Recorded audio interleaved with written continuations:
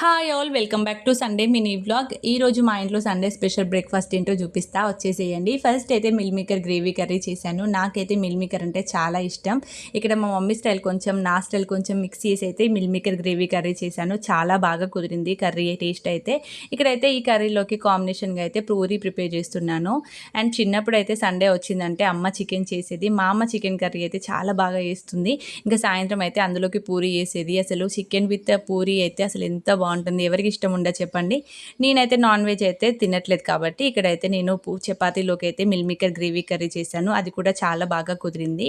ఇక్కడ పూరీస్తో పాటు ఇక్కడ నేను చపాతీస్ కూడా ప్రిపేర్ చేస్తున్నాను అన్నమాట. ఎందుకంటే నేను పూరీని చపాతీ పిండితోనే చేస్తున్నాను కాబట్టి ఒక 1 అవర్ తర్వాత అయితే పూరీస్లోకి అయితే పైకి ఆయిల్ వచ్చేస్తుంది కొంచెం. అందుకే కొన్ని పూరీస్ చేసి రిమైనింగ్ పిండితో అయితే చపాతీస్ చేయడానికి అయితే ఇక్కడ ఫోల్డ్ చేసి పెట్టేశాను అనమాట చపాతీస్.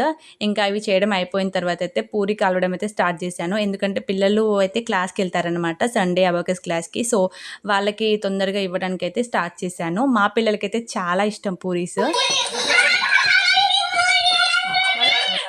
చూశారు కదా, మా వాడైతే స్నానం చేసి ఇంట్లోకి వచ్చేలోపు అయితే వాడికైతే స్మెల్ వచ్చిందంట. ఇంకా వచ్చి చూసి అంత ఎగ్జైట్ అవుతున్నారనమాట. మా అమ్మాయికి మా అబ్బాయికి ఇద్దరికి ఇష్టం. బట్ మా ఇంట్లో ఫ్రైడ్ ఐటమ్స్ తినరు. మా హస్బెండ్ ఎక్కువగా ఇష్టపడరు కాబట్టి నేను ఎక్కువగా చేయను అనమాట. సో ఇక్కడైతే పూరీస్ అయితే పిల్లలకి పెట్టేసి వాళ్ళకి తినిపించేసి అయితే వాళ్ళని క్లాస్కి పంపించేశాను. వాళ్ళు ఒక 2 అవర్స్లో వచ్చేస్తారు. ఈ లోపు అయితే అన్ని పనులు చేసేసుకోవాలి. ఇక్కడ ఫస్ట్ అయితే చపాతీస్ అయితే తాళవడం స్టార్ట్ చేశాను అనమాట. సెల్ఫ్ డబ్బా కొట్టుకోవడం అని కాదు, కానీ నేను చపాతీస్ చాలా బాగా చేస్తాను.